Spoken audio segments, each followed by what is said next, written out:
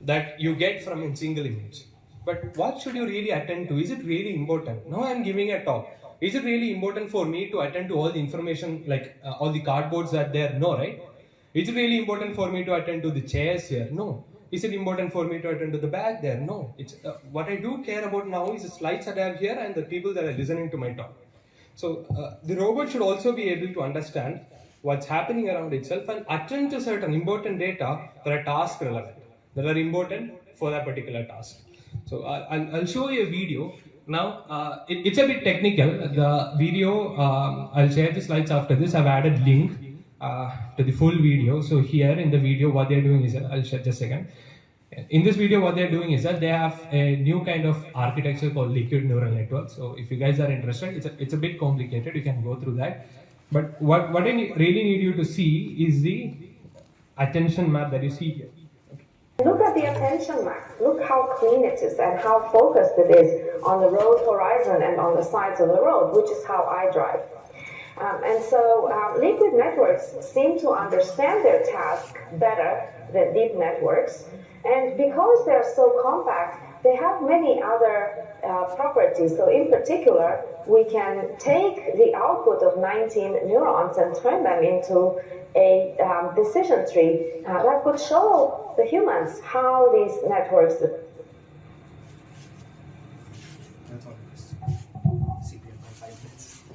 Yeah. So it's not about the technical content that I need you guys to focus here. It's this attention map over here, right?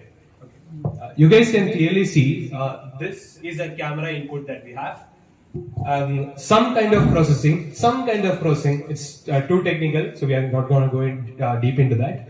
And after this processing, this is the part in which the agent in the sense here it's a self-driving car, it's focusing on. So we have this camera input stream here. And if you see, the agent is now focusing on the end of the road as well as the edges of the road. And it's making decision based on this. It's not focusing on what we have here. If you see, it's not even, it doesn't even care that we have an object here. There is something here I don't care, there is something here I don't care. What I now care about when I take the next action is what is in front of me and what are the edges of the road. So if you see, there is, it's also focused on the edges of the road, but you can't clearly see it here, but it does that too. So this is one solution to attention that we have. So in further sessions, maybe we can talk in deeper about attention. So this is in an overview about attention, how robots attend to certain information like humans do. We have to artificially give it to the system because like humans, it does not have an built-in attention network. Okay, so yeah, now we have attended to the data that is in front of us. Let's take self-driving car. For example, we had the car, we had camera input, and we attended to the end of the road. So yeah, I'm focusing on there since I'm driving. Next is perception. There is a big misconception. Okay, this is something I've seen a lot. Like this misconception is that when I talk about perception, people think that I'm talking about image processing. No, perception is not image processing. Camera is not the only sensor that we have through which a robot can see the world. Like camera is one such sensor and a really powerful one too, I'll say, and solving vision will solve a lot of problems that we have right now when it comes to AI, but it's not the end. Okay, so there are a lot of sensors, there are a lot of sensor grids, like we have lidars, we have radars, we have many other sensors, even microphone. Microphone is also a sensor through which a robot can see the world. So we talked about self-driving cars. Imagine a self-driving car that's going through a very any kind of road, and we have an ambulance that's coming behind it. Okay, what if we have a microphone on the car? What if it can hear the sirens? So based on that, we can take decisions, right? And there are companies who have microphones like inbuilt in their car. Like one such example is Zoox. I'll show their video later. Zoox is a company which have very complex sensor array in which they also have microphones so that they can detect all these stuff. So I've written here another important term, world model. Okay, this seems to be really complicated, but it's really simple. I mean, for us human, it's really simple. What's a world model? I know that I have a chair here. I'm pushing the chair. It moved there. But I knew that if I push the chair, it moved there beforehand. I mean, all of us, it's an intuition that, I mean, it's not an intuition, it's something that we have learned as a child, that if I push some object in a direction, it will move in that direction, because I'm applying force in that direction. But for a robot, it's not like that. Robot doesn't know that if I push this here, it will move here. Robots are usually, like, I'll come to that later. So a world model is nothing but a representation of data in such a way that it is able to understand the physical world, and based on this understanding of the physical world, it's acting on the environment. It's taking certain actions based on this understanding. That's just the overview of the world model. We'll talk about the world model later when we go a bit more deeper in the same talk itself. So I'll show you another video. I mean, I might skip it this time. I'll show you this one. This is LiDAR. I mean, there are a lot of solutions for LiDAR-based perception. This is one such solution that I have found.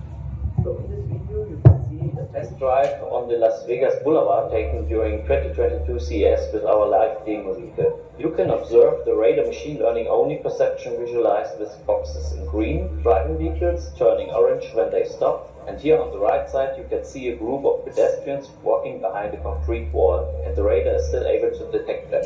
This shows the high recall also in cluttered scenarios. There's no false positives. Another detail I would like to highlight in the same scene is the orange surface coloring, which shows segmented area. As the Las Vegas Strip is a dual carriageway, and you can easily see the medial strip, which separates the driving directions from each other, which is of course relevant for driving decisions. In this example, you can clearly distinguish the driving path and the street area from the concrete wall to the pedestrian.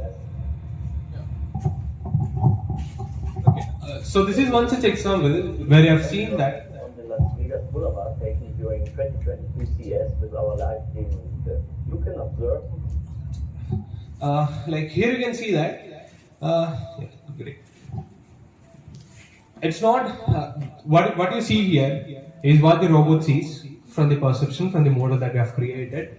It's not done with images. We have not used images at all. It's just based on radar. So their technology is based on radar. Okay, so I mean, do you guys know what radars and lidars are? Anyone? Radars use radio waves and lidars use light. I mean, of course it uses. I mean, what is radar and lidar? How it works and why do we use them? Radar uses radio waves to detect Yeah. distances. Yeah, it is used to, but how does it work? Transmission When it is gives back, it detects the reflected wave and see that as an object. Yeah, exactly, similar. I'll show you a video about that later. We'll talk about that. So what I meant is that perception is not the only way in which a robot can see the world. We have other sensors also that can help a robot to see the world. Let's go through another video. I mean, this is just me. Elon Musk doesn't. I mean, how many of you knew this already? You guys know about Tesla, right? Yes, sir. Yeah. Elon Musk doesn't use lidars on Tesla. So how many of you knew this?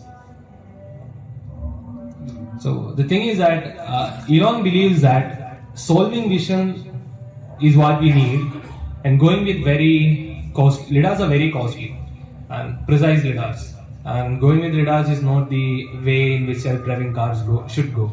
But if you see the trend we have right now, almost all the self-driving companies except Tesla uses lidar. Tesla is the only company that uses only cameras and no radars or anything. They uses only cameras for the self-driving technology. So I'll show this thing that can you switch on? It is running low on battery. No, it's running low on battery. Laptop.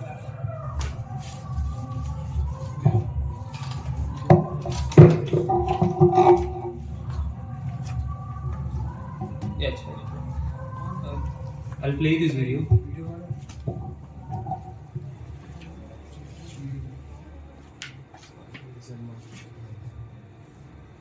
In the case of LiDAR, the March of Nines, isn't there an example, I'll just get to your slam on LiDAR because it's pretty clear you don't like LiDAR.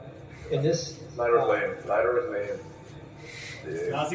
isn't there like a case where at some point 99999 down the road where actually LiDAR may be helpful, and why not have it as some sort of a redundancy or backup? So that's my first question. And the second, so you can still have your focus on computer vision, but just have it as a. So he was asking me, Elon, why can't we have LiDAR as a redundancy or a backup? So what does that mean? Sensor fusion.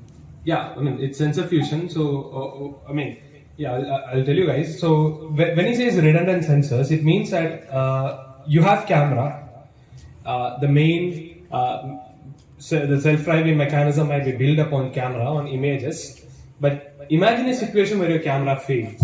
Maybe let's say it's a very foggy situation. Or, I mean, even for that, we have machine learning solutions. Let's say it's some kind of hardware problem. One of the, most of the pixels in the camera is not working now. The sensors in the pixels are not working. Camera sensors. In that case, camera fails. So why can't we use LiDAR as a backup or as a redundant sensor? Let's say if we have 2-3 different sensors, and if I have information from all these sensors, fusing this information together, we'll get a much more accurate model of what's happening around me than just any one of them. So a good example that I can give is right now, let's say I'm driving a car and there is an ambulance that's coming behind me. I can see through my rear view mirror that the ambulance is coming behind me. That's an image. It's a camera sensor. Then I have my ears, my microphones, microphones basically, which hears the sirens, and I'll fuse my information that I have from the image through the rear view window. And what I heard, and when I fuse this information, I'll get a much more accurate model of what's around me than just this, right? I'm going through a busy street. I can see that there are people around, there's people around, but having this information that there's a lot of noise around me, there are a lot of people talking now. If I'm mixing this information together, fusing them together, I can create a much more accurate model of the world. So he's asking Elon, why don't you have LiDAR as some redundant system? So you can have some kind of sensor fusion techniques. We'll talk about sensor fusion in this talk itself. We'll touch upon it. We'll see what Elon sees. My second question is, if that is true, what happens to the rest of the industry that's building their autonomy solutions on LiDAR? They're all going to adopt LiDAR, that's my prediction. Mark my words. I should point out that I don't actually super hate LiDAR as much as they sound. But at SpaceX, SpaceX Dragon uses LiDAR to navigate to the space station and dock. Not only that, SpaceX developed its own LiDAR from scratch to do that. And I spearheaded that effort personally. Because in that scenario, LiDAR makes sense. And in cars, it's freaking stupid. It's expensive and unnecessary, and as Andre was saying, once you solve vision, it's worthless. So you have expensive hardware that's worthless on the car. That's just his view, it's not my disclaimer. Okay, yeah, so I've talked about SUGs, I've talked about sensor array. Let's see a video on how SUGs uses a sensor array to basically sensor fusion. We'll see how the Zoox car fuses information from multiple sensors and creates an accurate representation of its work. So Zoox is actually running their experiments right now in San Francisco. It's a pretty interesting company. You might see them releasing their technology. Just like human drivers, autonomous vehicles need to perceive their surroundings in order to navigate through the world. While you primarily rely on your eyes, Zoox robotaxis use a state-of-the-art combination of sensors strategically situated all around our vehicles. Each sensor type is complementary, and this combination provides our vehicles with the most accurate information about what is unfolding around them. Let's dive into how they work. Let's start with our cameras. They are unique in their ability to detect attributes like the color of traffic lights and even the facial expressions of pedestrians. But cameras are susceptible to severe weather conditions like heavy rain and snowstorms. They also cannot measure depth directly, and when things get really dark, it's harder to separate signal from noise. This is why relying solely on cameras for autonomous driving isn't the safest or most reliable approach. Next, we have LiDAR. LiDAR creates a 3D model of the surroundings.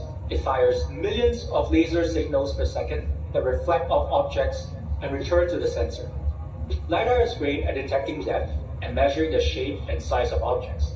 no matter what they are, even if those objects have not been seen before. We also use radar.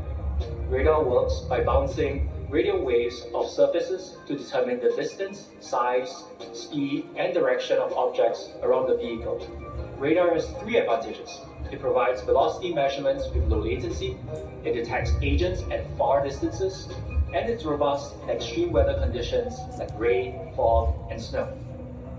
Next, we have long-wave infrared sensors to detect objects based on their temperature. That enables our vehicles to more reliably detect objects that emit heat, such as people, vehicles, and animals, especially in low visibility conditions like at night. Finally, we have microphones that act as the ears of our vehicles. They are really valuable for detecting emergency vehicles, including where those vehicles are coming from. So as you can see, not all sensors are created equal. That's why we use sensor fusion to combine all the data. We accomplish this through a combination of state-of-the-art machine learning algorithms. These algorithms are trained and validated on both real-world and simulated driving models. We have a test fleet of Toyota Highlanders that are currently driving autonomously in dense urban areas like San Francisco. When you see all these animations, you might think that it's pretty easy to do it. You have multiple sensors, you just add all of them up, you'll get this beautiful simulation, what you have here, right? It's not like that. It's like a really complicated mathematical model is running behind what you see here. You have many machine learning algorithms working behind it, and the animation is just animation. Maybe sometime later there are people within our club itself who are working in sensor fusion, so we can have a session maybe later on sensor fusion. Let's see what Agility Robotics is doing. Anybody knows what Agility Robotics does? Have you heard of the company Agility Robotics? Huh? Yeah, they are building humanoids, and the thing is that they are one of the few companies that are spearheading the industry right now. They have also partnered with Amazon, and they are testing an entire warehouse full of humanoid robots, just humanoid robots doing tasks, and now they are testing the feasibility of it. They have also built a full-scale industry so that they can just construct these humanoid robots, and the company is pretty awesome. If you guys, you should go through, you should go through their webpage once. We'll see what their perception system looks like. Finding perception systems for robots, it becomes apparent just how efficient our eyes really are, and the sophisticated connection they have to our brain.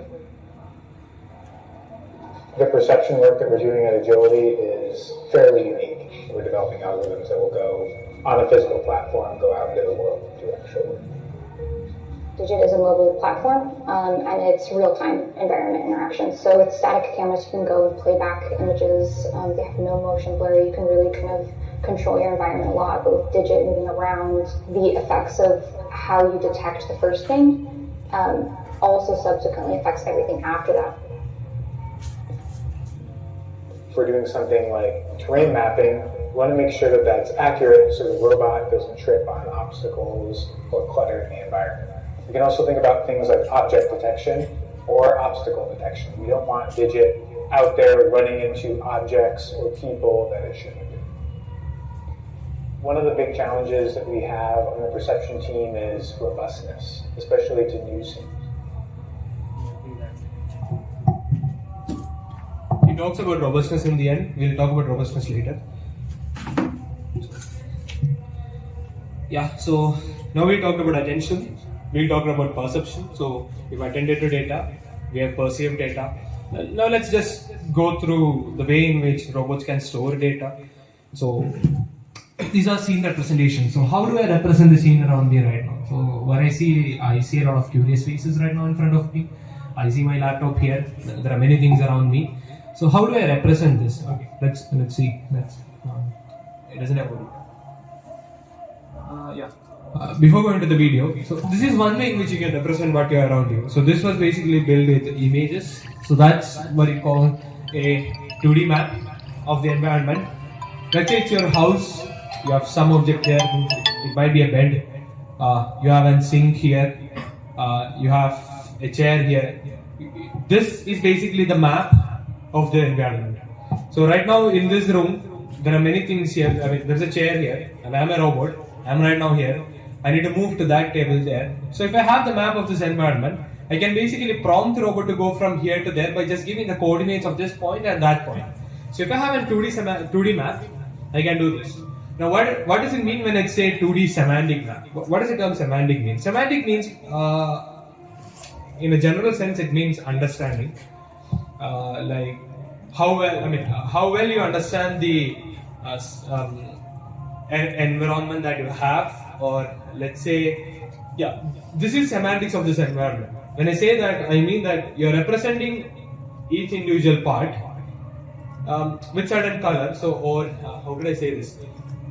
Imagine that all this was gray. Okay, there is no color here. All this was gray, and we only knew that there is an obstacle here, there is an obstacle there, there is an obstacle here. I'm a robot. I'm moving. There is an obstacle here. I avoided that. There are some obstacles here. I avoided that. I'm moving to the table. So that's when I have just a 2D map. Now, when I say semantic, the robot now knows. Okay, I'm moving here. It's not just an obstacle. There is a human here. I understood that it's a human. I'm moving. Again, there's a chair here. I understood that this is a chair. And then I'm reaching the table. That's when I say I have a 2D semantic map with me. And so this is one of the works by, I think he's a professor at CMU. His name is Javendra Chaplot. So I've added the project's link below. So when I share the slides, you guys, if you are interested, you can go through the paper.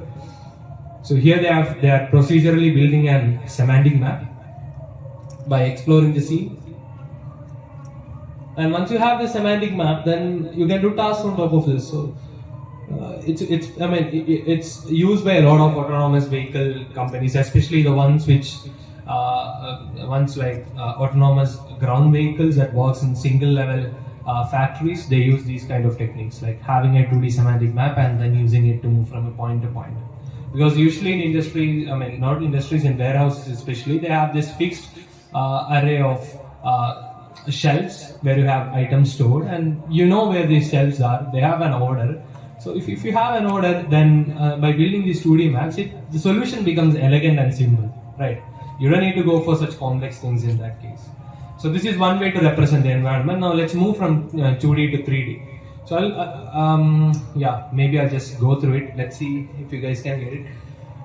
So we have an RGB data. So how many of you know what's an RGB D sequence? What's a D stands for? You guys do know what RGB is. I know that. What's RGB D? Any idea? Yeah. Depth. Yeah. So there are certain cameras which can also capture depth along with RGB images. So RGB images, how are they formed? You guys know that. Like grayscale image, it's just a matrix. You have, let's say, a 256 cross 256 image, 256 height, 256 width. You will have 256 cross 256 values in the matrix. You got it right. When it's RGB, you will have 3 such matrices in parallel. So one for red, one for blue, one for green. And each value in the matrix represents the intensity of that pixel. So if I say the R00, which means in the red channel, 00 is the first pixel here. Let's take this image for example. So this will be my 00. The pixel right here is 00. The red in the red channel, if the intensity of this is some value, that will be the what is the value of the it'll be represented by a matrix. There will be a value here, and that value corresponds to the intensity of that pixel. So if I have red 00 have intensity 50, if I have blue 00 to be intensity, let's say 20, if I have green 00 to be intensity 70, and you guys do know RGB color pickers, right? You move through that circular wheel, you select RGB colors, and R and G and D will have different values. That's just these values. So that's how you represent an RGB image. When you talk about RGB D image, you just add an extra channel to it which represents depth. So we'll have an image similar to what you see here in this board. And I'll take this as an example itself. You'll have this image here. There'll be one more channel to this where for each pixel, we know the depth of this pixel. So if I'm taking this as an example, if I have an image right now of you guys sitting here, I know that what she's wearing is black colored, so maybe the pixels will have certain intensity. And when I take an image, the depth channel will have the distance from where I took the image to where she is sitting. So, do you guys get it? That's the depth channel in an image. So that's an RGB D image. This is image segmentation. So how many of you guys know image segmentation? Okay. So image segmentation is also a part of image processing. I believe that there will be classes that takes image segmentation here. In image processing, image segmentation, what you do is that, this is chair. You'll train an ML model to identify this as chair. So the model identified it as chair. You train an ML model to identify this as table. It identified as table. It's just that. Skip all of this. Skipping all of this, you have from an image and 3D representation of the environment. So how it's done? Like I'm standing here. I'm taking the image of this chair. This is, let's say, this is the camera that I have. In an RGB image, I know the distance of this to this. I know the distance of this to this. So it's basically X, Y, Z points of these. Do you get it? I have the distance B. I have the image. If I have the image, I have the X, Y coordinate. Okay. If I have the depth, I have the Z coordinate. So I can basically represent X, Y, Z in a 3D plane, and I'll get the 3D map of the environment. And once each point in the 3D map has like semantics built into it. Like I know that this point, it belongs to a chair. I know that this point belongs to a table. Once I have that, we call it a 3D semantic map. So I'll not go more technical into it. So just think that this is a 3D semantic map, and I'll show you one such 3D semantic map that was built. Are you guys sleepy? Okay. So yeah, this is one example of a 3D semantic map that was built. Okay, so you have an 3D map built. Now, what are the uses of a 3D map? Anyone? So you have a 3D map. You had a 2D map. You are happily able to navigate from one point to the other point. So why do we need a 3D map? Anyone? Yeah, for one such use case is manipulation, as Shailesh has said, because from just 2D images you can't just manipulate, right? I mean, manipulation is possible with 2D images, but yeah, it's much more higher level stuff. But 3D representation gives us a lot more information about the scene than just 2D representation. 2D representation is just a flattened representation. The 3D representation, I'm also getting the depth information. I know that the height of the chair is this much. I know that the height of all the people sitting is this much. And accordingly, I can plan all the actions in the environment. So this work that I've shown you, it has taken the center stage this last year, I think. It's called concept graphs. And I'll show you one such application that I've come with. Okay, it's really interesting. If you see here, I'll play this video. Yeah, sorry, my bad. Here, so what they're querying is that they're asking this 3D scene something to wear for a space theme party. So they have this 3D representation with them, and the user is asking, okay, I have for the agent or the robot has a 3D representation. Can you find me something to wear for a space theme party? Okay, let's see what the model returns us.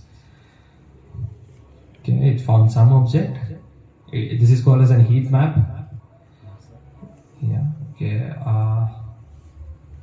I think this is the object that I found. NASA and T-shirt printed NASA on top of that. Really interesting, right? You just have a 3D representation, and I'm asking it, is there something to asking it this question, and it's able to really give us this information about the semantics of the scene.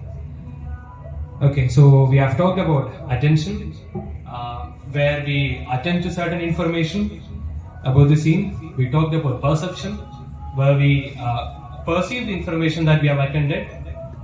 Then we talked about scene representation, so we have attended to data, we have taken in data, so we have represented the scene in our mind, the robot has represented the scene.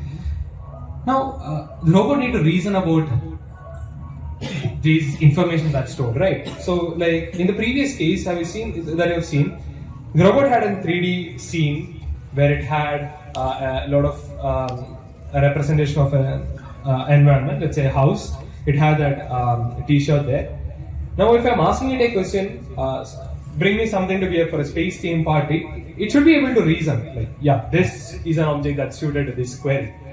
So, how can I do that? Let's see. Before doing that, I'll show you like a few days before, maybe like I think a week before, there is a company, I mean, you guys know OpenAI, right? Yes, yeah, OpenAI recently partnered with a robotics company called Figure. So Figure was, partly stealth, but yeah, they are not releasing their technology. and they came, as OpenAI has funded them, I think they have got around $675 million US to work on their product as a partnership with OpenAI. And it's a really, this is a demo that they have come up with after their partnership with OpenAI. It's really dystopian. Let's see what the state-of-the-art reasoning looks like right now.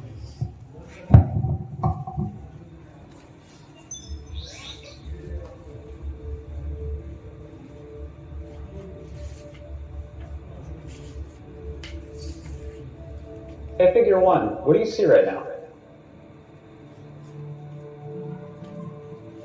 I see a red apple on a plate in the center of the table, a drawing rack with cups and a plate, and you standing nearby with your hand on the table. Great, can I have something to eat? Sure thing.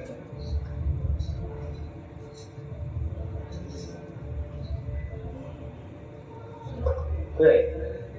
Can you explain why you did what you just did while you pick up this trash? On it. So I gave you the apple because it's the only edible item I could provide you with from the table.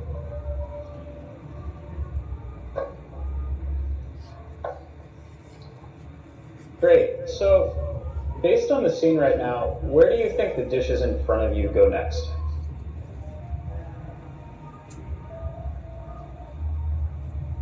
The dishes on the table, like that plate and cup, are likely to go into the drying rack next.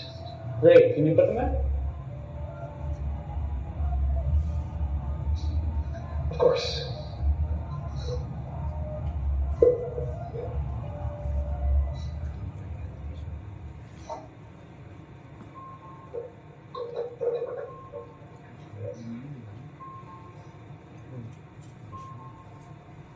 All right, so how do you think you did?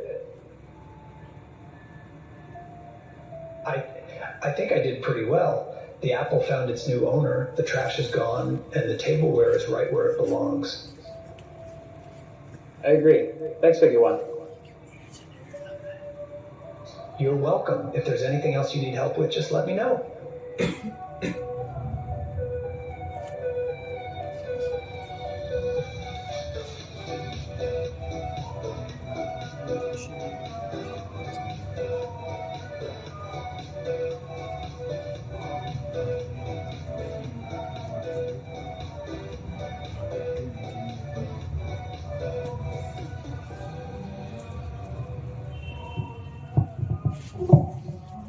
This is not AGI, okay? Disclaimer. AGI is not here. It will take a lot of time. But still, the robot is pretty much able to reason about what's around it. We don't know what is the scene representation they are using. We don't know what kind of attention model they are using. All we know is that it's some kind of end-to-end model that they are trained, and it's working pretty well for this task. Again, I'm giving you a disclaimer, it's working well for this task. Put it in an environment here and ask it to give a talk about AI, it'll fail, I'll do better. Okay, let's see. नहीं select हुआ था इसमें कुछ नहीं. You're fine, right? Let's see this. Yeah, I'll also give you another interesting thing. So this is an architecture that Google came up with. It's called RT1, Robot Transformer 1. And later on they came up with RT2, but they didn't have any demos related to RT2. So I put the demo for RT1 here. And the robot that you see here, it's built by a company called Everyday Robots. They went bankrupt a few years before, I think 2 years before they went bankrupt. And one of the main reasons why they went bankrupt because they were chasing this dream of building AGI. They were chasing they wanted to they wanted to be the first in the market to build a robot that can come into our homes, that can do any task that we say. But we are pretty far from it. Our current technologies can't take us there. And they tried for around 6 or 7 years, then partnered with Google, again tried for 7 years, and then they failed. This was their latest iteration of the robot. But yeah, a group of scientists still is working with these robots and still trying to build technology. Let's see what RT1 is capable of doing. RT1 is just the name of the model, it's not the name of the robot. first instruction is bring me the rice chips from the drawer. We see that manipulation tasks require multiple handoffs between navigation and manipulation. So manipulation policy robustness to variations in initial conditions such as base position is essential.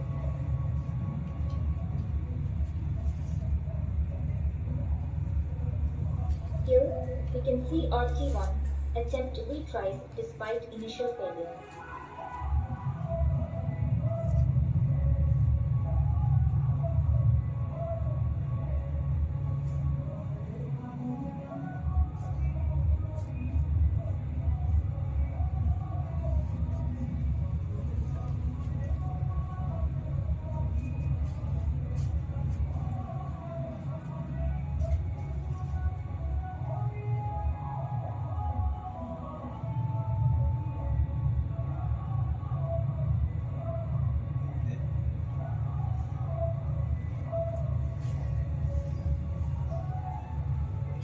The second task is roses are red, violets are blue.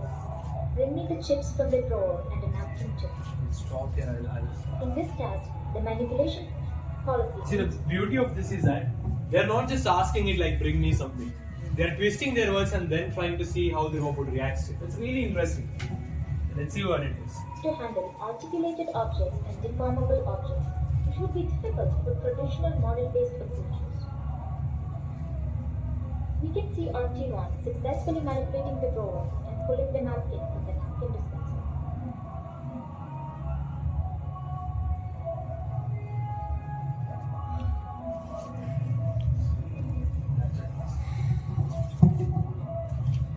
Let's see what we have left. Okay, so these are their demos.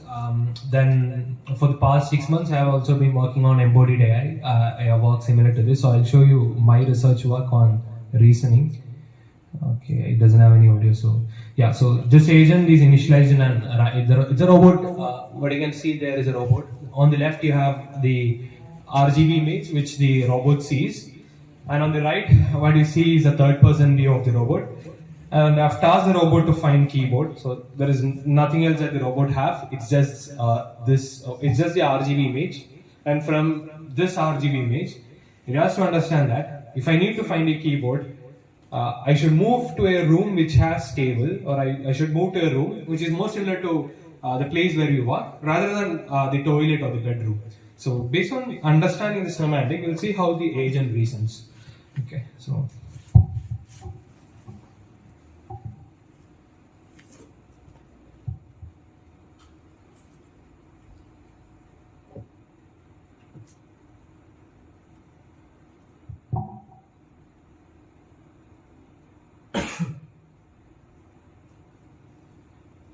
So I'll pause here, I'll explain it. So the agent has found a competing hypothesis. When I say a competing hypothesis, it found some object which looks similar to a keyboard. Can be a keyboard, cannot be a keyboard. Now the agent is reasoning with itself, like it's using different processing techniques to reason whether the object that it have detected is a keyboard or not. So it's going through its memory and finding all the views from which that object was visible, and then it's applying some kind of processing technique. So.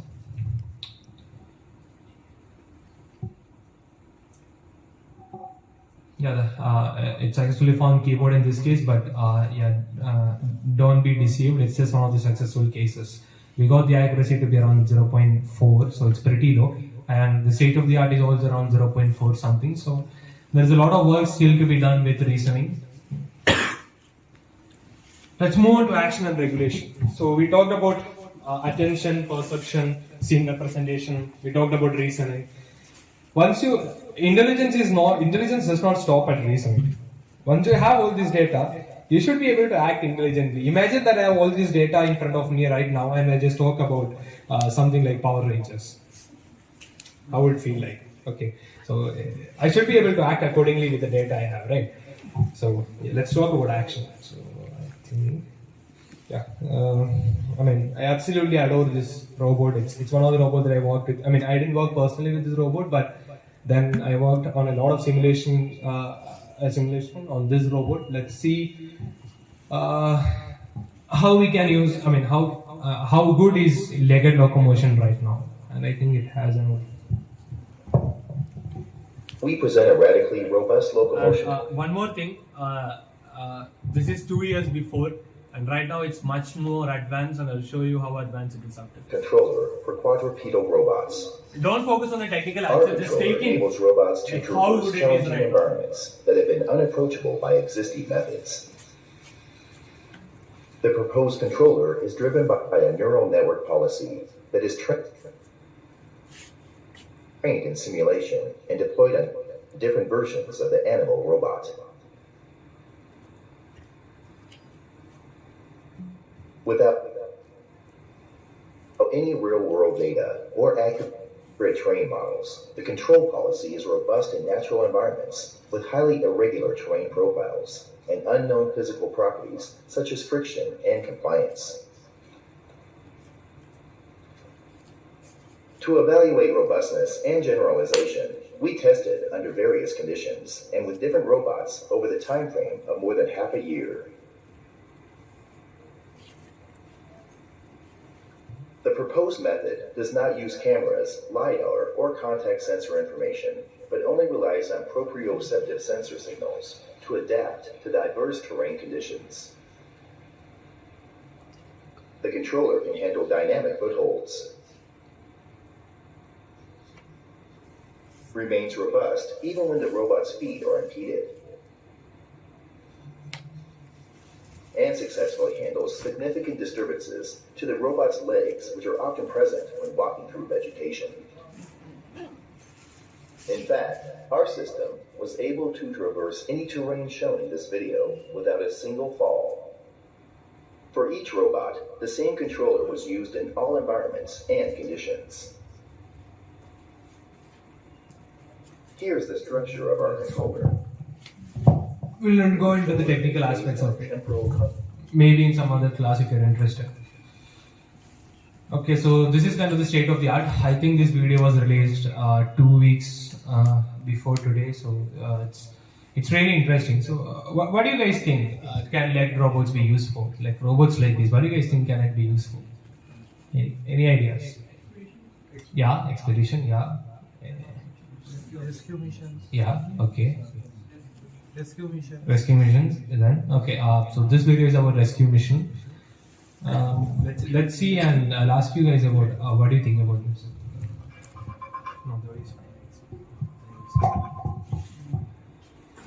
Legged robots have been successfully deployed in a variety of challenging environments. However, leveraging their high degrees of freedom to navigate confined spaces remains an ongoing challenge.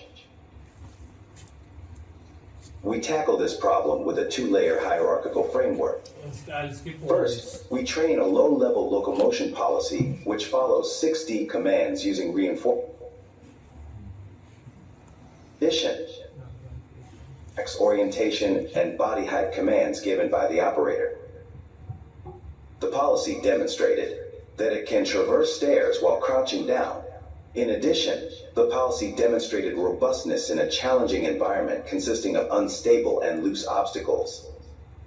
It was able to navigate through these obstacles while adopting a crouched posture to traverse under low ceilings. Next, we train a high-level policy I'll share you the slides if you're interested. You can posture under overhanging. This is a simulation called RoboISM Gym by NVIDIA, and all these robots are trained in this simulation engine. Obstacles while navigating rough terrains. Then we distill the teacher policy.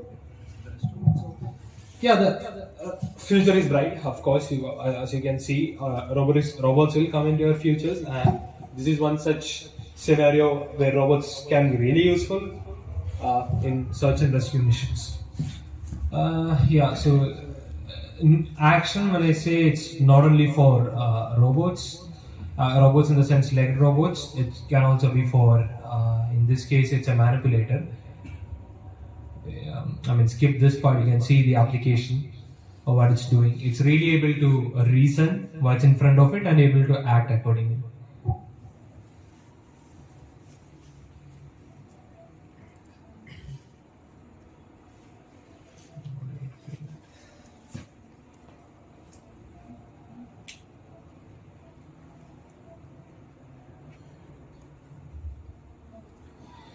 Okay, can I move on? Okay. So we talked about all this stuff. So this is another thing. I mean, we'll skip this part. I mean, yeah, I'll just go through it. So previously we have seen a 2D semantic map. So in this thing, what the agent is doing is that on top of the 2D semantic map, it's learning to navigate from a point to the other point to other point.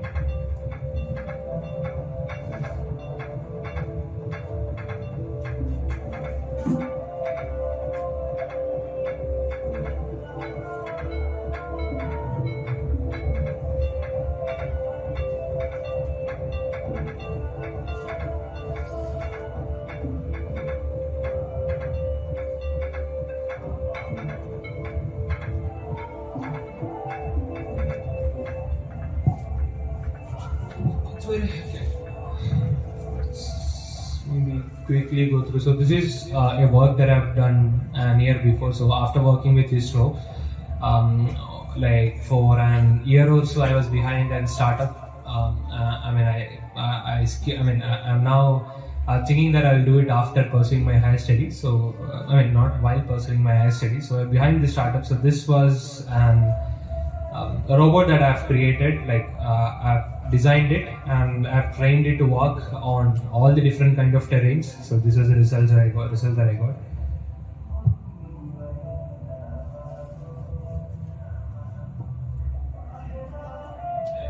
It was a really robust controller.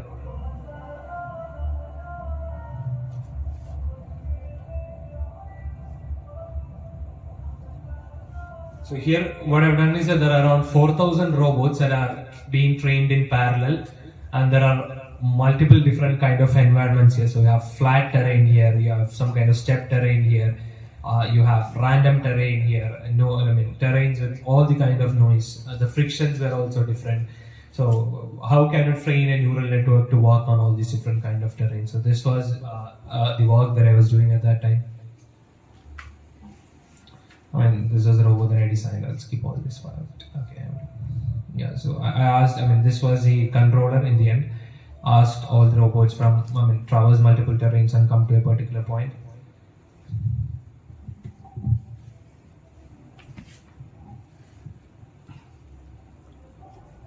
Yeah, that's it. So a good part of the talk is done. So there is another part called learning in robotics. So if you guys are, Dhruv. Can you show where they were dancing?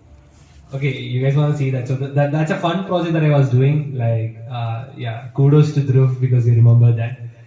Along with that, I was just so fascinated. Even though I'm also still fascinated with these systems, but now I am more behind embodied intelligence. I've trained this robot to dance. So I'll show you guys that. It was pretty funny at that time. I posted it on LinkedIn. Yeah, okay, I've posted it with this meme.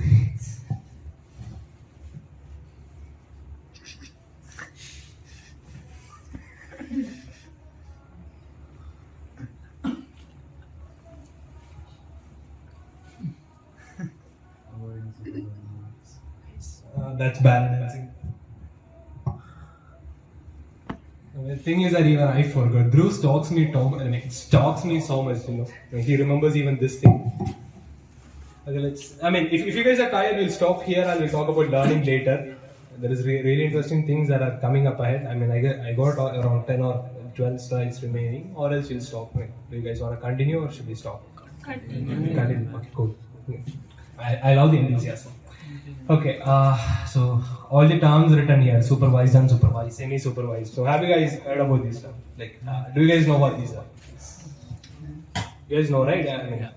You guys second years might know that. They might have taken at least one ML. At least they have heard about it, right? Yes. First years, I don't know. I'm not sure. Yeah. Okay. So we have all these paradigms. We have supervised learning, where we have label data. I'll talk generally at first. So when I say label data, let's say I have an image. Let's say I have an image of Dhruv. Okay, so I have Dhruv here. I have labeled the data as Dhruv, and then I have my image. I have labeled it as Arjun. Let's say I have 50 more people images and I have the data, and I train an AI model to predict, learn this, and predict from this. So when I have data, and when I say data, when I have labeled data, what we go for is supervised learning. When we don't have labeled data, what we go for is unsupervised learning. So these are very general paradigms that we have in learning.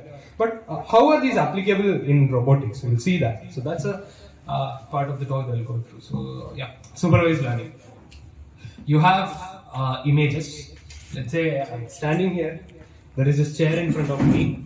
I have an image of chair. I'm a robot, and I created a label data where in the data it says that if I encounter an object in front of me, I should turn right.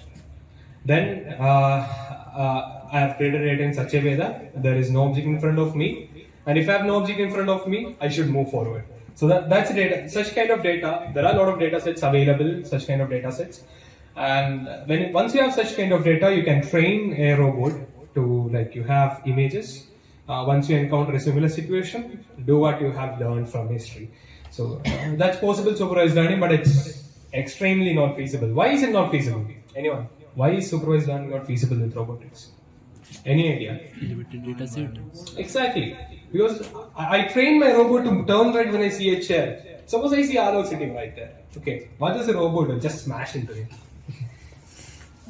Some of you are laughing. How many of you hate Arlo here, by the way? Okay, cool.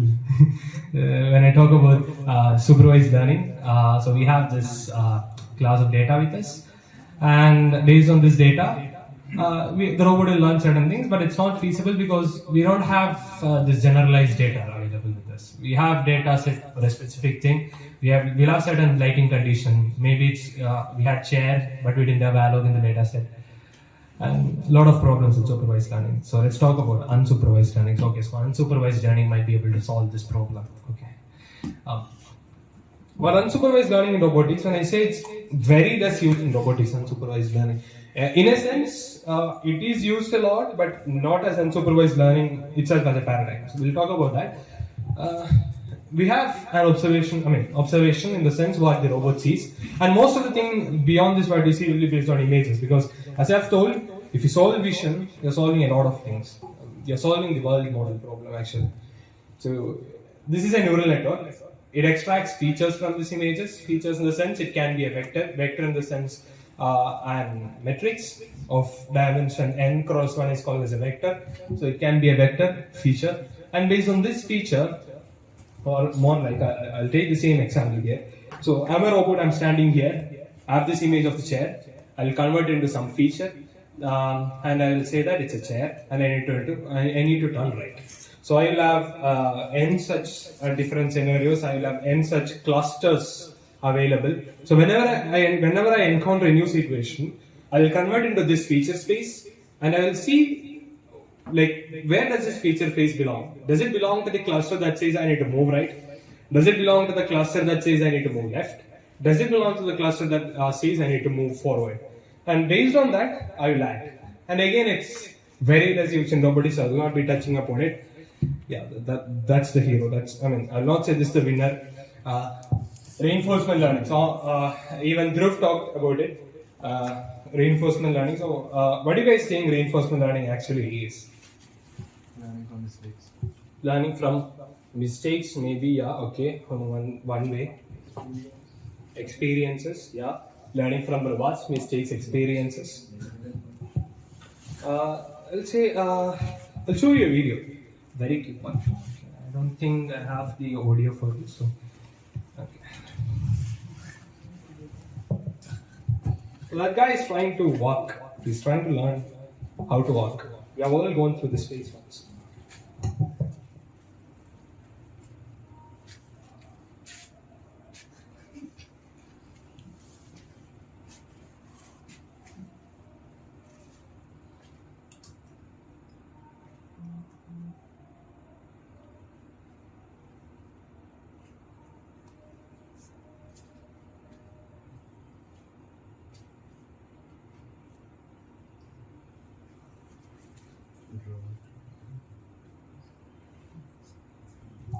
He's trying really hard.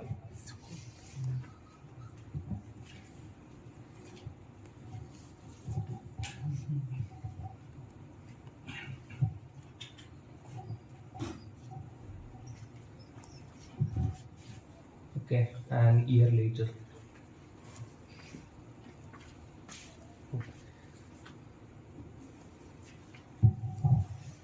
I mean, cheers for the little guy. Okay, so he learned how to walk. So he took an year or an year and a half to learn how to walk. But do you think that we have, I mean, a company has an year and a half to teach a robot how to walk? Is it feasible? Okay. So I mean, this is the gist of reinforcement learning. That's all. You have certain rewards that you get by doing or acting in a certain way in an environment, and based on these rewards, you will optimize your actions. Right? Let's see. And there is an even deeper philosophical, not only philosophical. There is this idea that I mean, everything that you do in this world is to minimize the amount of energy that you need to spend. It's based on that idea. So in general, this is just reinforcement learning. I'll not go into details about reinforcement learning. If you guys are really interested, I'll take another class maybe sometime after the vacation. Okay, so you have the agent. Agent can be a robot, it can be a human, it can be anything. In our use case, it's a robot. You have the environment in which the robot is in right now. The agent acts in the environment. It's an action. So subscript T here basically means a time right now, time step T. It takes an action at time step T. It shifts the state from ST to ST plus 1. And based on that, we'll get some rewards RT plus 1. So that's in a gist what reinforcement learning means. So once it gets a reward RT plus 1, now my question is, or the question that the agent should ask itself is, what should be the action that I should take such that I'll get the maximum amount of rewards? So let's say the task that I gave to my robot is to push this chair all across the stage. So the robot starts from here, the robot can push it such that it reaches here. It will get some reward R1. If the robot tries to push it and it pushes it to there, it will get some R2. So my task was that I should push it from here to there.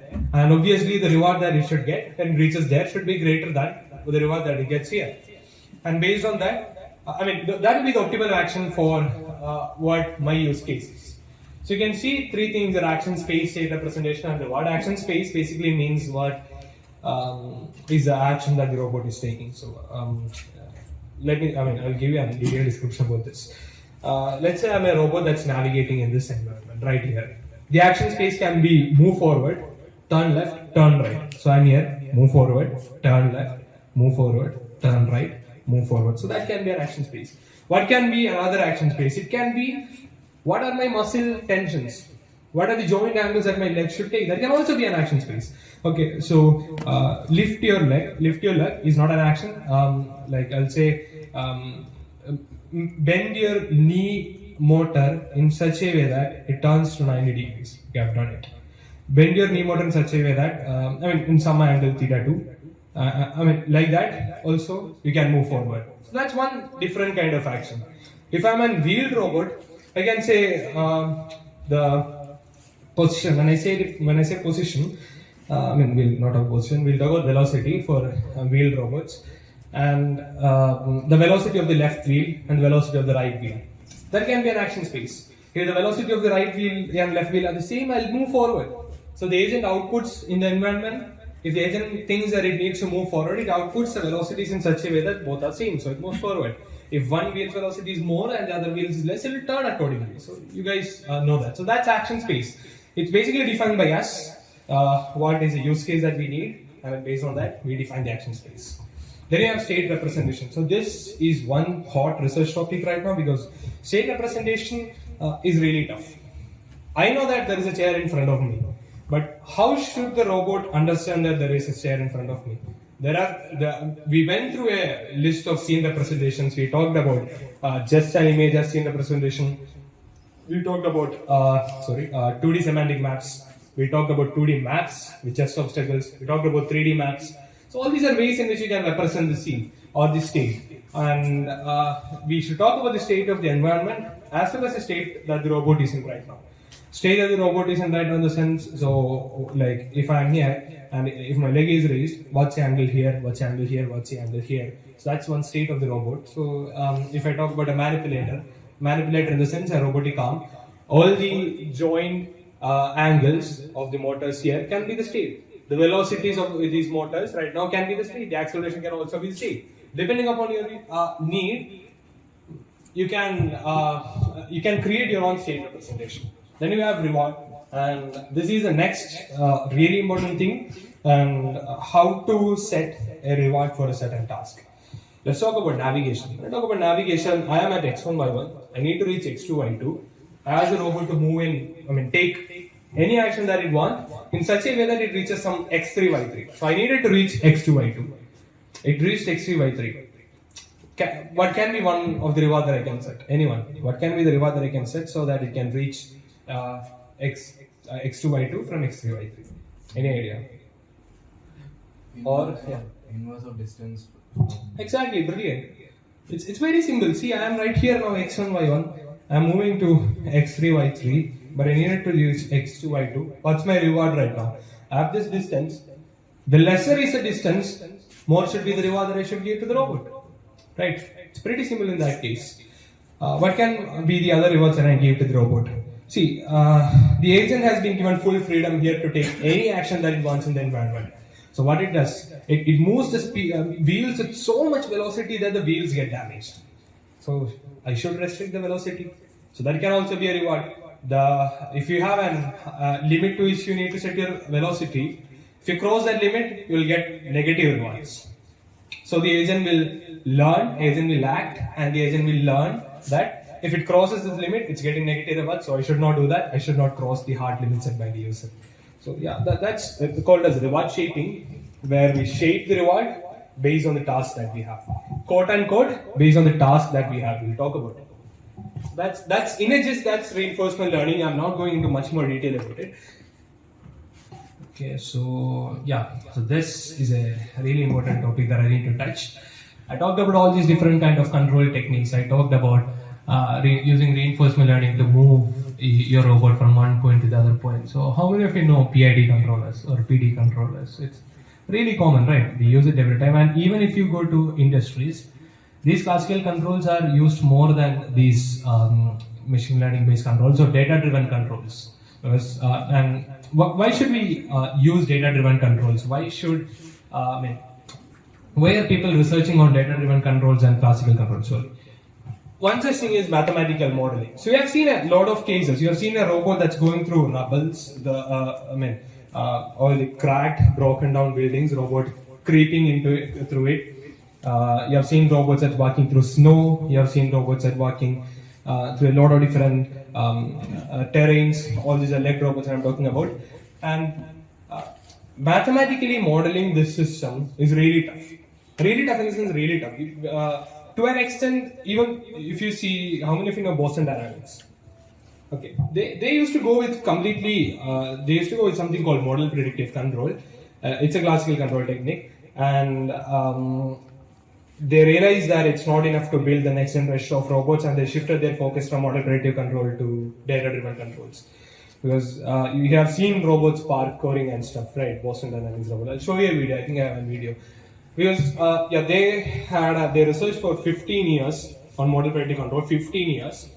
A lot of manpower as well as capital was spent on research on model predictive control, but then still they were not able to create this beautiful mathematical model about the dynamics of the system. That's why they shifted to data-driven approach. Then when we talk about adaptability and robustness, when I say robustness, I mean I modeled a system to do a particular task on a certain situation based on certain sensory inputs.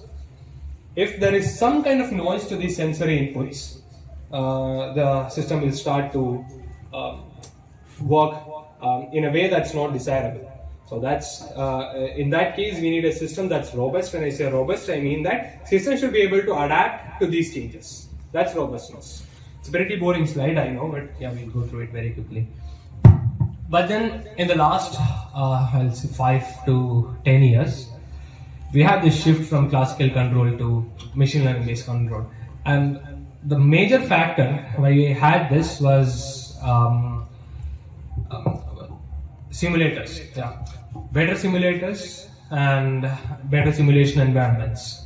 Because with simulators, what we have is an access to data. Because previously we had a robot. If you need data, what you need to is that you have to operate it in the environment physically, and then you need to collect data. But right now through simulators, if it's better, if you have good contact constraints, these terms will seem really big, but what contact constraint basically means is that once you're touching this, in physical world, there is some kind of movement to this object because of my touch. How can I model it in a simulator? That's basically it. And yeah, many simulators now like Mujuko and Isaac Gym has really good physics engines. And there are very lot of research papers that have talked about sim to real gaps. When I say sim to real gap, if I train something in simulation, how can I deploy it in real world? Okay, simulation is very different from real world. But if I train something, how can I deploy it on the real world? And as we progress more and more, the sim to real gaps getting very less. So we'll reach a point where we'll have very good accurate, even now we have really accurate simulators. We'll talk about that. And this availability of data is one reason why we are shifting from classical control to data-driven controls. Okay, so I'll show you, I'm not saying that classical control is bad. So this video by Boston Dynamics by 3-4 years before was completely based on classical control.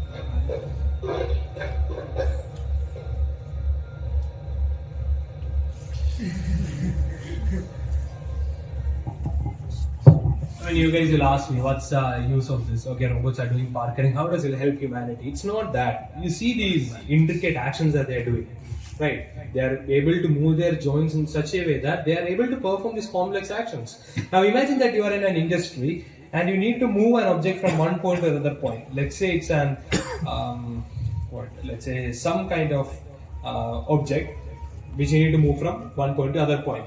With such kind of complex maneuvering that you have learned, you can use the same kind of actions to do this. So it's not that they are wasting their time doing robot parkers. They were trying to develop a mathematical model which is capable of doing all this. But then they shifted.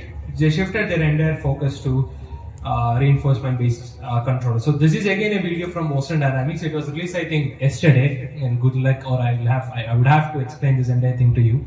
Thanks to this guy for releasing this video, so I'll show this. And this guy is basically explaining why we need data-driven controls. Every single day, there are robots moving. And every single day, they're doing crazy things in our office. He's a senior engineer and it's so cool to be able to see that day in and day out. I'm Paul DeMonico. I'm a robotics engineer on the Spot locomotion team. We're a team of roboticists and software engineers, and we're responsible for making Spot move essentially anywhere in the world. Boston Dynamics has been doing legged robotics for decades now, and that's largely based on our ability to understand our ability to model robots. Really, model predictive control is at the root of how we have been able to get as far as we have. If you look at legged locomotion, here at Boston Dynamics, we have a really, really good understanding of rigid body dynamics. We have great models that we can run very quickly and that we think are very accurate for how the robot will, in fact, move in reality. But there are parts of the problem that are very, very hard to solve. They're very, very hard to model, or they're very, very hard to model efficiently so that you can run it in real-time control. Something like how the robot's going to move its leg, we understand the dynamics of that leg and how we should move it. But let's say how the robot should step through the world. There's a bunch of ways that the robot could sequence its leg. How long should it swing that leg? How long should it hold the leg in contact? Where in the world should the robot step? is this very high-dimensional space. And these are problems where, as engineers, as scientists, it's really hard to come up with a good solution. Now with reinforcement learning, as long as we're able to simulate these hard problems, there's class of problems that we should be able to tackle. Reinforcement learning is a subfield of machine learning.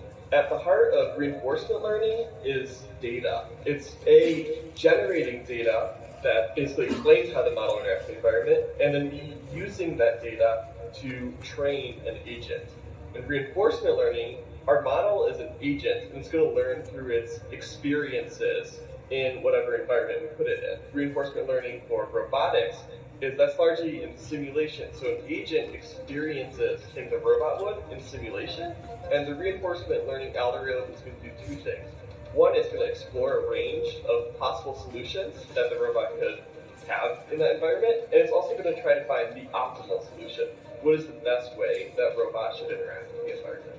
One of the main things we're trying to do now is we're trying to find balance of... Yeah, so I'll share the slides if interested, you can watch the rest. So it's basically explaining how reinforcement learning controller.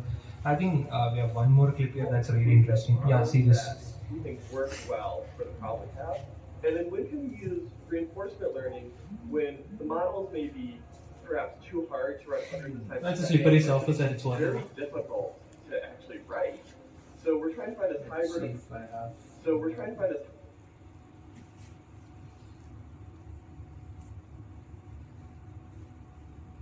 Somewhere here I have one more clip. Yeah, this thing. Like basically show side by side how classical control and reinforcement learning based controller works for the same task.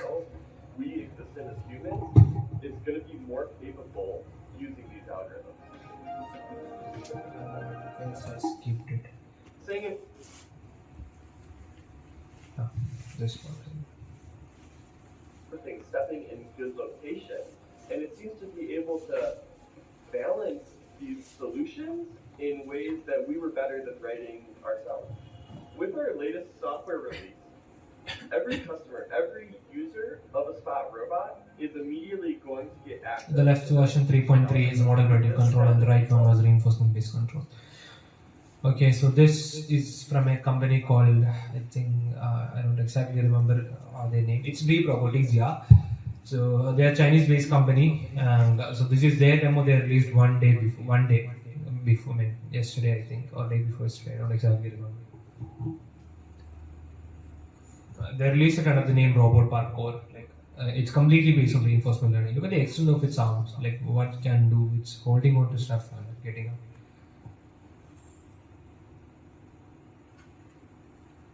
Yeah. So that's their demo. Now, so what can't RL do? So we talked about a lot of things that RL can do. RL is good. What can't it do? I think my dream is more closer to reality now, making me a cup of coffee. So can RL really do that? Let's see.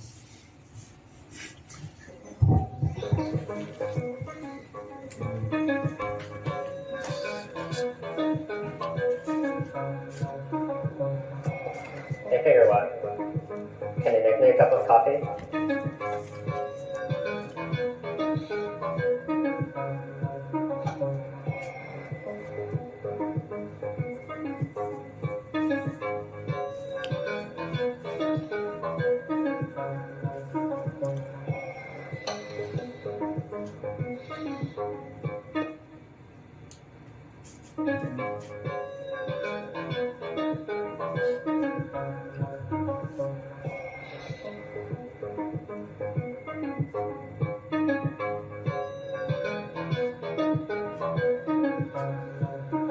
By the way, this is not staged. Thanks.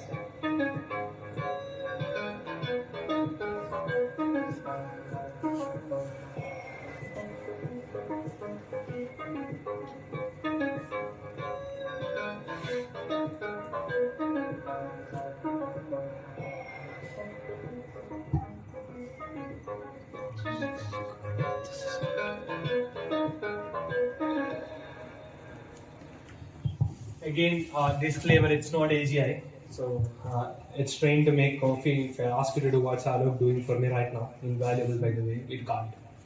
Kudos to Arjun. Next, let's see. Yeah. So we talked about reinforcement learning. Now there is another paradigm that's catching some attention these days. It's called imitation learning. Any idea about imitation learning? It's seeing what others do. yeah, exactly. By imitating others. I'll skip this part. It's very similar to reinforcement learning, but what they're doing is that you as a human will show the robot how a task should be done, and the robot learns from these demonstrations. That's imitation learning. Let me see if I have the can have this is a long video. I think. Hi everyone, I'm Trent. I will present it. I will. This work was released in 2023, so it's recent.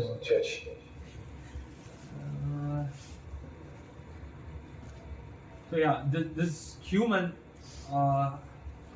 is demonstrating the robot how to do a particular internet issues. It's not post.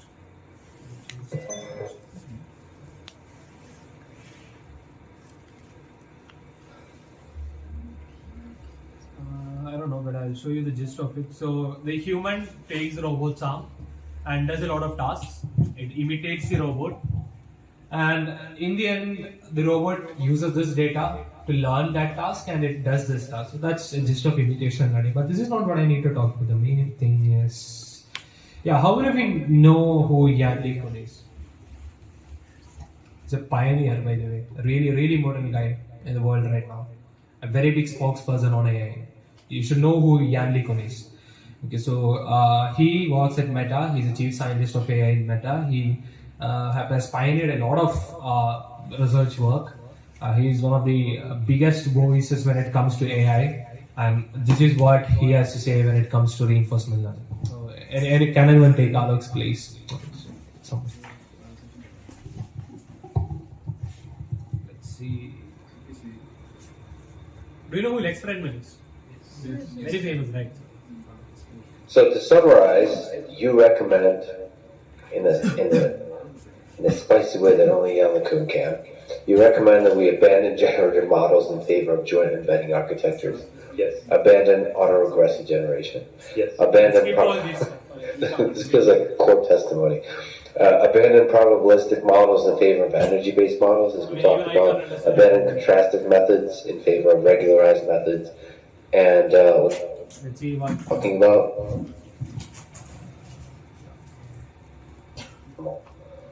Yeah, now there's two things. You can use, if you've learned a world model, you can use the world model to plan a sequence of actions to arrive at a particular objective. You don't need RL. Unless the way you measure. You know, what he's saying right now is that you don't need RL. If you have the world model, you don't need RL. Let's see why.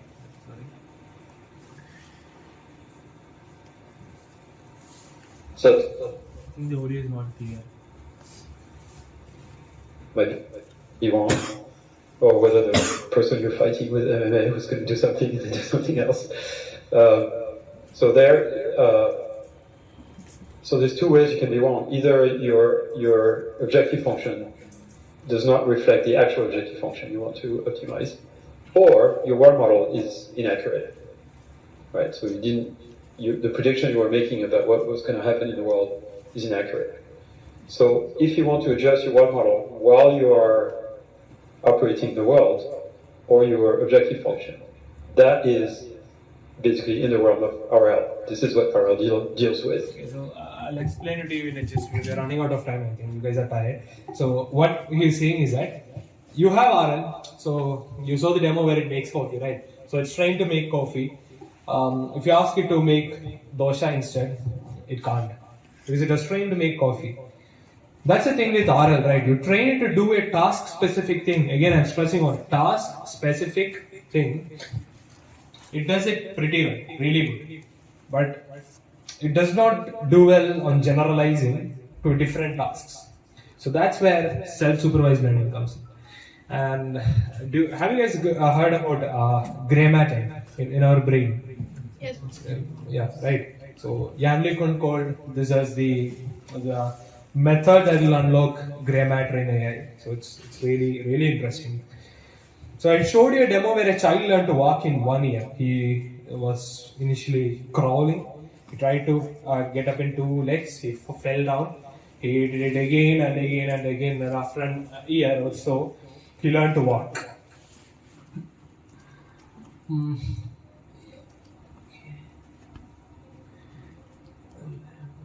Hi everyone, my name is Chelsea Finn. So this is really important. We'll see just this slide. It's almost over. And I'm an assistant professor at Stanford, and I'll be talking about self-supervised robot learning. So to start, I'd like to actually start a little bit with a story. When I started my PhD, I worked a lot on reinforcement learning and how we might enable robots to learn through trial and error. For example, here you can see the robot learning to place the red block into the shape sorting cube. And at the beginning, it knew very little about how to do the task, and over time, it's getting better and better at kind of getting it closer to the correct matching hole, and at the end, it's able to actually figure out how to successfully place it into the hole. And the final policy that you get looks something like this, where you can see the robot's visual inputs right here.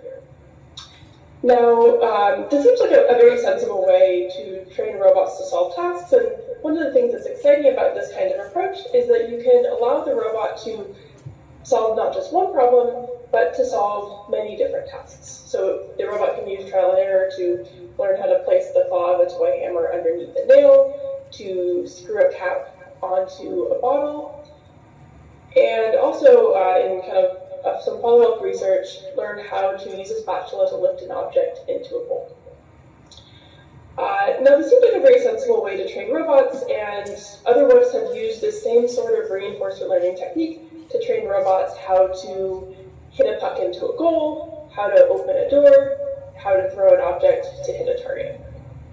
And around the same time, a lot of other research on playing games and locomotion has used these same sorts of techniques to develop behaviors for other kinds of problems. Now, well, in many ways, this is a sensible approach, like I mentioned, for training robots. We have a bit of a problem. And the problem is that the robots here aren't learning general behaviors like how to throw objects and how to manipulate objects. What the robot is learning here is, for example, how to use this spatula to lift that object into that bowl. And if you gave it a different spatula or a different bowl or change the scene in some way, the robot wouldn't be able to solve the task because all of the data that it's seen is from this particular environment. So the robots here are learning one task in one environment starting from scratch. And if, for example, we want the robot to solve other spatulas, then it needs a much broader experience in order to be able to handle not just one spatula, one environment, and not just one task. It needs lots of data and lots of more diverse. So what she's saying is what we have discussed until now. In reinforcement learning, we have this big problem. We are asking a robot to learn a particular task. Let's say I'm asking a robot to push this block here. The robot doesn't know that I'm asking it to push the block here. Robot only knows that it needs to apply some amount of force here so that it moves in this direction. Maybe it learns that I need to move this in this direction so that it attains some velocity in this direction. We don't know what the robot is exactly learning. It's not learning the underlying physics of the environment. It's not understanding that if I'm touching this, there will be some kind of change to the system. So that's what self-supervised learning really is. So before moving on to the next slide, maybe I'll ask you guys. Okay. So when we are all children, right now, I know that I have my both speakers with me here. If I throw this here, it will move in a certain way and fall there. I now know that. How many of you guys have experimented by throwing your both speakers away? How many of you guys have tried to learn that if I throw it in this way, it will reach there? How many of you guys have tried it? No one, right? Even when you're a child, we know that if I have food in front of me when I'm eating, if I flip the plate upside down, the food will be spilled all over. We know that. But have we ever gone through days and days training by flipping over it and then understanding that the food spilled over? It's not like that, right? So intelligence is not something where you train for a particular task again and again and again and understand how the world works. What we really need to do is to really understand how the world works. I'll show you another video. I think this is... Oh, it doesn't have any audio. So the baby is doing random stuff here. Okay, so it's picking up objects, it's doing a lot of things.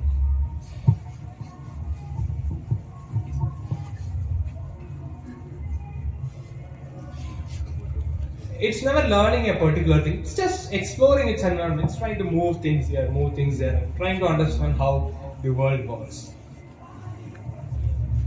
That's it. So,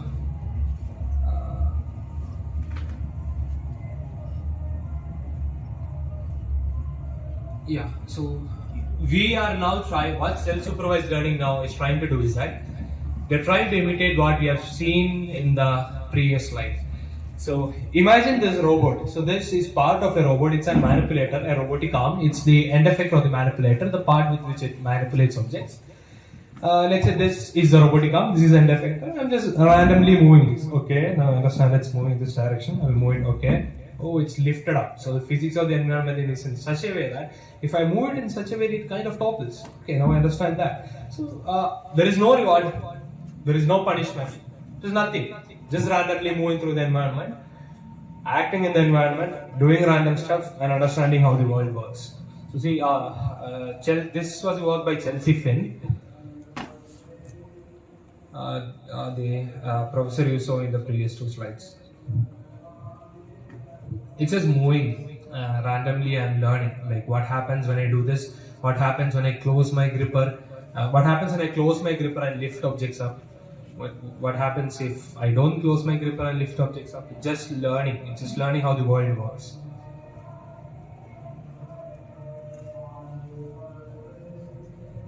That's it. And we'll go back to Chelsea Finn and see what she has to say about how the world works.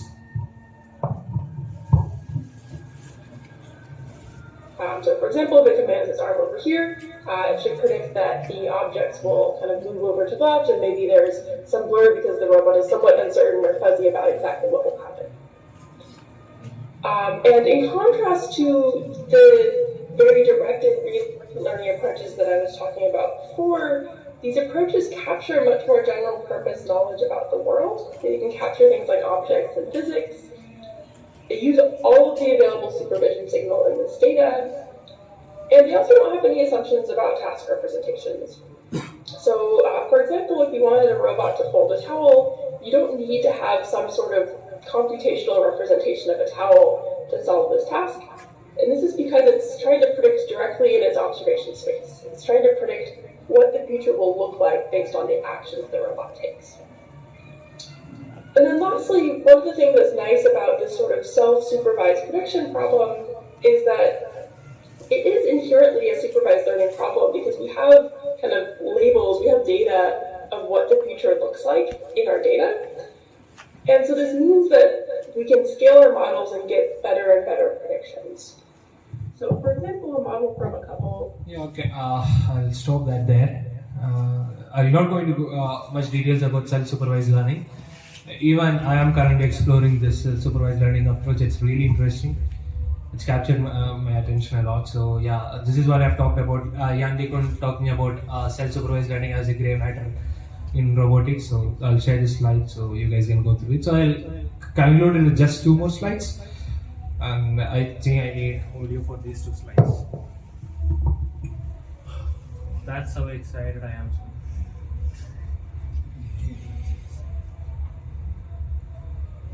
Hello, my name is Henry Evans. I'm new quadriplegic since 2002. Recently, I have spent 3 summers exploring different ways to use the robot Stretch. To really appreciate what Stretch does for me, first have someone bind you to your bed so the only thing you can move is your head and let you lie there for a couple of days. Then imagine what it is like to be in this condition for 30 to 40 years.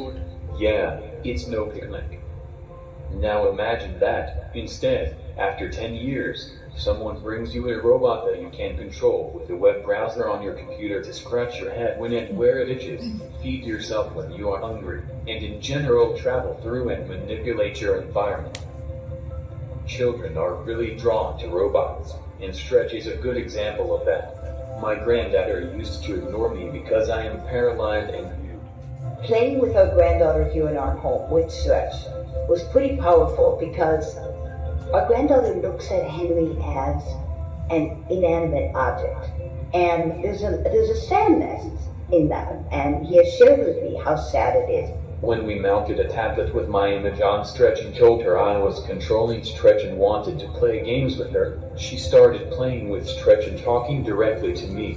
And ever since then she has been more cognizant of me, and has even started hugging me goodbye. For me, the most enjoyable thing to do with Stretch is to freestyle, to identify a new task and then figure out how to do it with Stretch, because Stretch is so adaptable. From giving Jane a rose, to feeding myself small, soft bites of food that I fetch from the kitchen using Stretch, to playing my own hand in car games. Our work with Stretch should give you some idea of how robots have improved my life.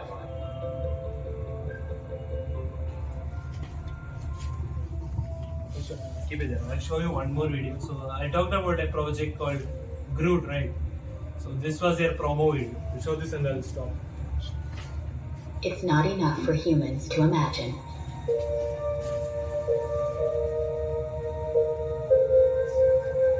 We have to invent and explore and push beyond what's been done.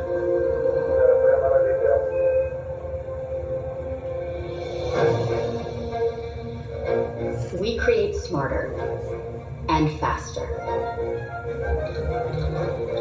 We push it to fail so it can learn.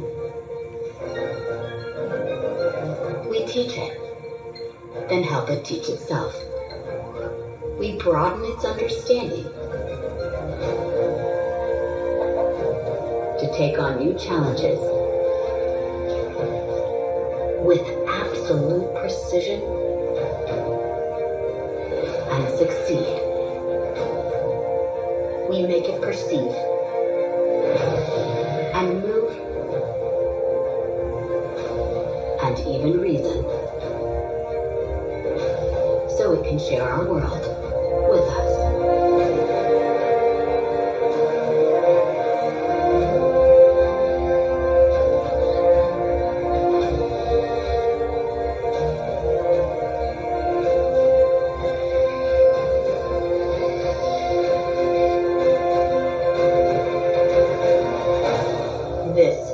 Inspiration leads us, the next frontier. This is NVIDIA Project Groot. A general-purpose foundation model for humanoid robot learning. The Groot model takes multimodal instructions and past interactions as input and produces the next action for the robot to execute. We developed Isaac Lab, a robot learning application to train Groot on Omniverse Isaac Sim. And we scale out with Osmo, a new compute orchestration service that coordinates workflows across DGX systems for training and OVX systems for simulation. With these tools, we can train Groot in physically based simulation and transfer zero shock to the real world. The Groot model will enable a robot to learn from a handful of human demonstrations, so it can help with everyday tasks. And emulate human movement just by observing us. This is made possible with NVIDIA's technologies that can understand humans from videos, train models in simulation, and ultimately deploy them directly to physical robots. Connecting Groot to a large language model even allows it to generate motions by following natural language instructions. Hi, Joe. Can you give me a high five? Sure thing. Let's high five. Can you give us some cool moves? Sure. Check this out.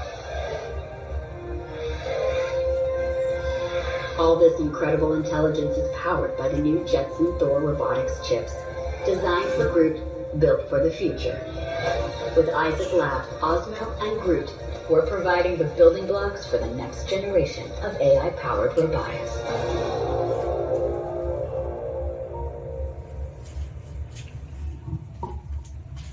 Yeah, so the future is robotics, and I welcome you all of all of you into it.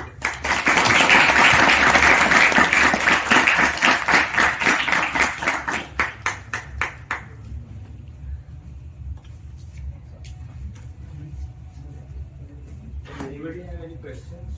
Yeah. Where did you learn this?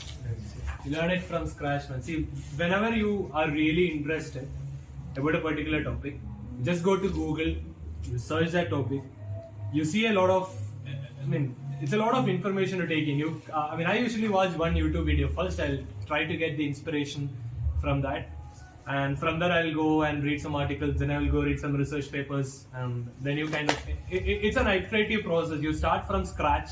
You learn the first basic thing, and when you're learning this basic thing, you might hear about some other cool term. So when I heard about reinforcement learning, oh wow, that's so cool. I need to look what it is. So I learned about that. And then now I had self-supervised learning. So now I'm going to explore more about self-supervised learning. So it's an iterative process.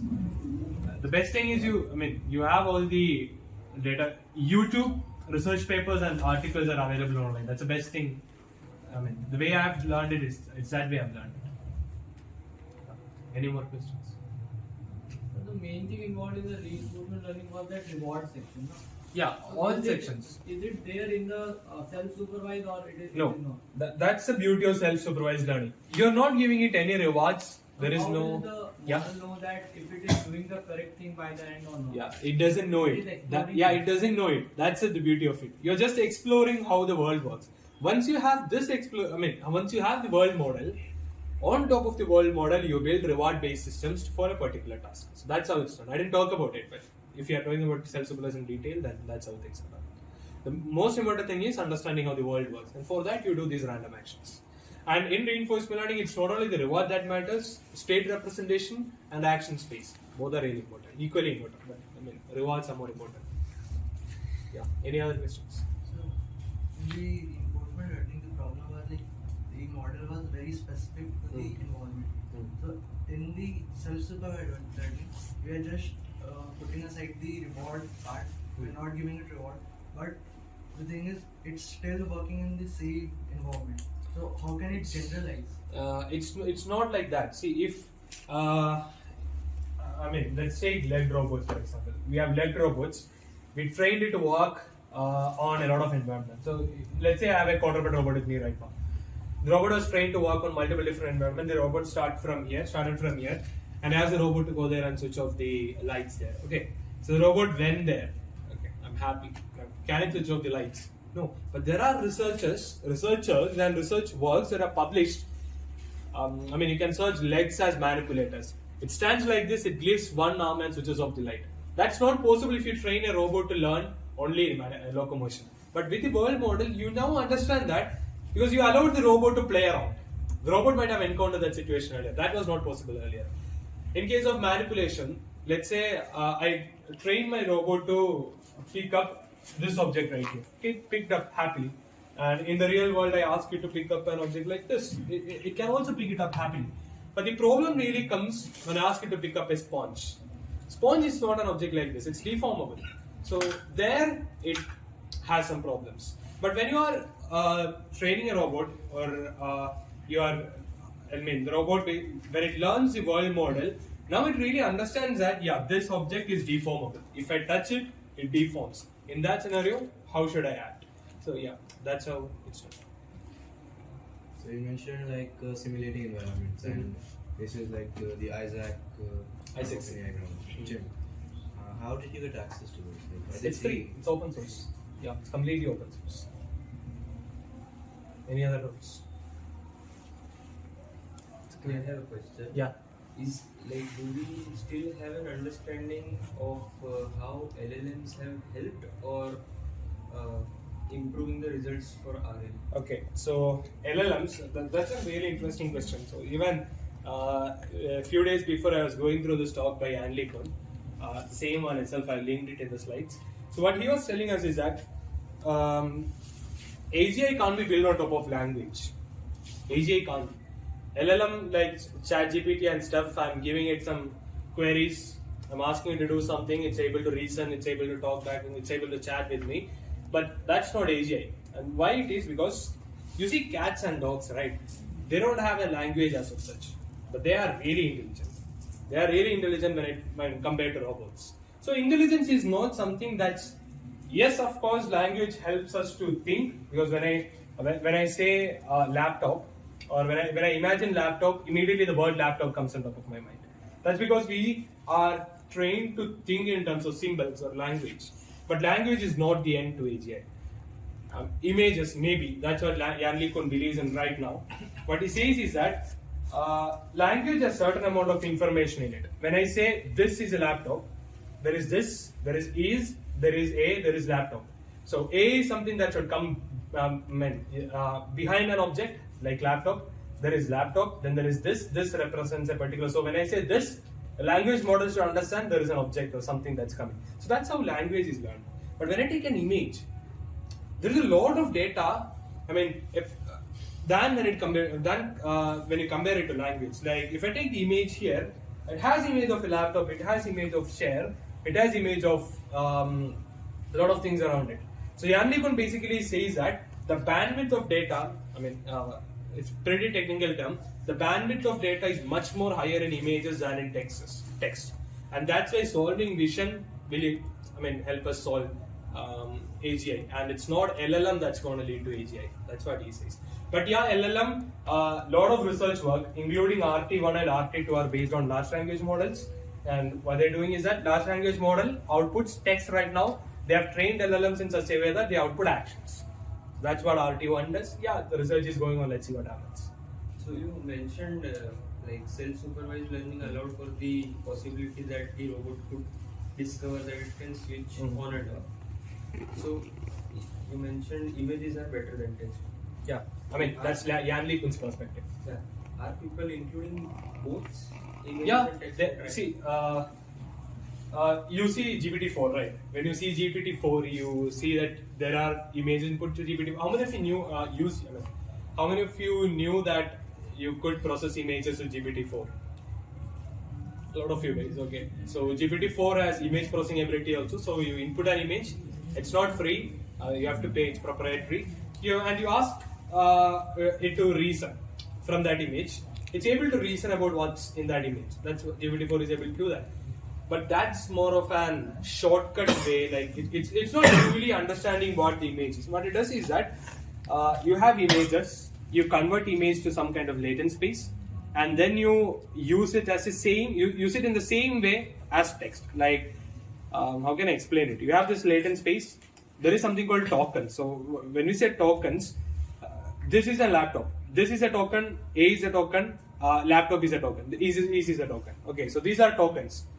Images also, when you convert into latent space, you will convert into tokens and use as the same input as that of the text. So that's what they are doing in that case. But it's not true AGI. We are not truly building inferences on top of images. It's just a shortcut way that they are doing. But let's see what happens. Any other questions?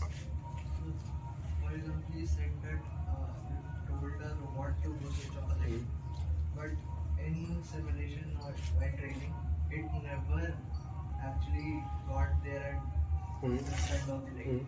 Or basically, even for walking, it is doing random action, but it never truly walked. Okay, so I'll give you a better example. The one that Chelsea mentioned there in her talk. Take the mic for this. So what she mentioned was that she had this object on top of another object. The robot was asked to pick this up. What does the robot really learn? The robot learns that it's end effector, there is object, and it picks it up. It never learns what the world model or world physics is. It just learns that you have this object, you need to pick it up because you gave it rewards in such a way that it learned that. Now imagine that, another good example is self-driving cars. Imagine that you're a self-driving car and there is a self-driving car and it's driving and it has encountered a situation that it has never encountered before. So in reinforcement learning, you learn through rewards, right? So you gave it a reward in such a way that it should optimize or maximize certain things. And the current scenario is such that to maximize the reward, it needs to hit a pedestrian. I mean, it does not happen because there are hard limiters, but imagine such a situation. But imagine that you have a world model. With a world model, what it's able to do is that it's able to think, okay, now the car is right here, the pedestrian is here. I take an action in such a way that it moves forward, it hits a pedestrian. It's able to reason from the world model that it has generated. So even I am new to this self-supervised learning, so when I get better, I'll give you better examples. So basically, we don't need to give. Yeah. We don't need Task relevant information. We don't need it at all. reward. Nothing. We need nothing. We just learn. It's like that's why Jan LeCun calls it the grey matter in robotics. Let's see what happens. Any other questions? Where did you get the hardware for achieving it? It's basic simulation, man. I have my PC with me and I simulate on top of that. You have NBCT here. You have all these models that you see here. The one by ETH Zurich, the quadruped one. They trained it with, I guess, even 8 GB graphics card is needed to train that model because AI systems are really bulky, and I guess NBCT has that capability. Huh? Sar is there, ask sir. No sir, he wants access to NBCT systems. You can always go to lab and work with some. Yeah. No more questions. You don't want to know the roadmap? Well, he did say he watched YouTube videos, papers and all, but is there any structured way people can start supervised learning and unsupervised learning? See, I don't know. Basically, what you need to do is you need to understand the basic robotics first. You guys are going into an robotics track. So maybe like a very simple course on robotics from, I think Coursera has a course by UPenn, University of Pennsylvania, and I think one by Northwestern University. It basically talks about, it's not AI and stuff, it's basic robotics. You can also go through YouTube and watch lectures on deep learning. There are a lot of, even I think two really good things. Stanford has a lot of, MIT and Google DeepMind. They have YouTube channels, they have uploaded a lot of videos on deep learning and reinforcement learning. You can also watch them. It will be really complicated at first, then again you need to read books, you need to continue, you need to go on, and that's the only way to grasp these concepts, because it's, we are talking about human mind and cognition here, it's going to be really tough. Any other questions? You said self-supervised learning was basically that if you take on a particular task continuously, it's not intelligent. So like when you say like animal fighters, they're not intelligent. No, it's not like that. See, if you what makes self-supervised learning really fascinating is that RL is done on top of the self-supervised learning. So once you have the world model, you train and reinforcement learning algorithm on top of that for specific tasks. So for an MMA fighter, he has learned a lot of things. Like when he was a child, nobody taught him to punch a person in such a way, right? So he learned that when you're punching a person, he will inflict a certain amount of damage. That's something he has learned by interacting. After that, he has used reinforcement-based methods to focus, or let's say reward-driven approach, so that he can fight for MMA. Something like that. RL is used on top of self-supervised learning. Thank you, Arjun. That was really super. I think I thoroughly enjoyed.